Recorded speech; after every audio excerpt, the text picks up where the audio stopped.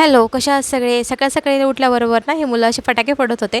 अंशूला हे फटाके फोडायला खूप जास्त आवडतात. याच फटाके आहेत ते त्यांना तो घाबरत नाही. बाकी इतर फटाक्यांना तो खूप जास्त घाबरतो. नंतर त्यांना मग लागली असेल भूक. अंशू इकडे दमला होता कारण तो खाटेवर खूप जास्त उड्या मारत होता ते सगळेच मुलं.